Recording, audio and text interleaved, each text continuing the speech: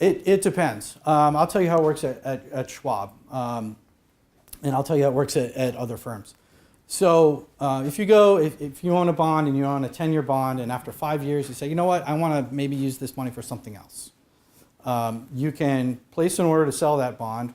We will find what the prevailing price is in the market, and you're either going to have a gain or a loss, depending on what interest rates have done in that 5-year period.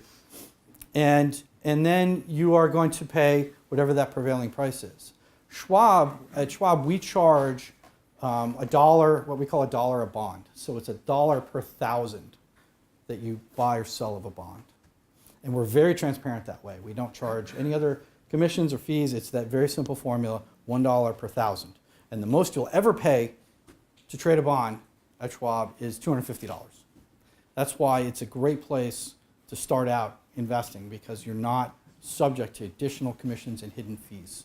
And we work really hard to go out and find the cheapest price in the market if we're trying to buy a bond for you, and find the most expensive price if you're trying to sell one. Other firms, and I'm not disparaging any other firms, but it's just a different model, will go out into the market and get a price for a bond and include a markup. So if you're buying a bond, they'll go out and buy it at 100, and they might sell it to you at 102, and you're effectively paying 2%. But you never see that. It's transparent to the investor, and that's the hard part, is that a lot of investors don't know what they're paying. And we work really hard to make sure that all of our clients know exactly what they're paying to do trades with us. And in a lot of cases, we trade for nothing, which amazes me. When I first came to Schwab, I said, what do you mean? We don't charge anything to trade Treasury bonds. So U.S. Treasury bonds are free. You can buy and sell those for zero cost.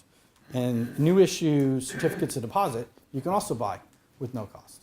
So there's some really great low-cost options for achieving some of that diversification and looking into the bond market.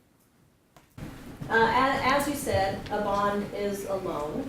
So say I loan Chris $10, and he's going to pay me 3% interest.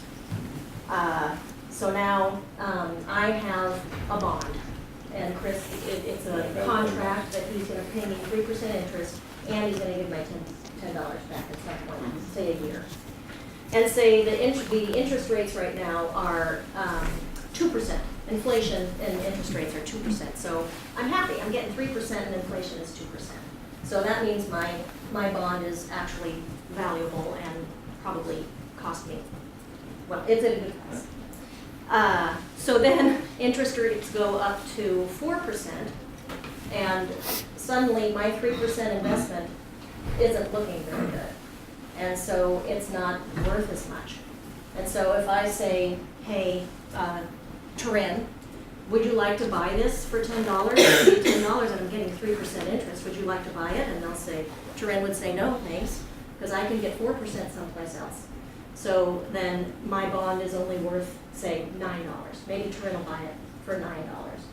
And then if Turin holds it until it matures, I don't know if that's the right word, until it's done, until we're supposed to get our money back, then Turin is going to get the $10 and the 3% interest. So the coupon rate is the 3%, and the yield is something higher than 3% because she only paid $9 and she got 10.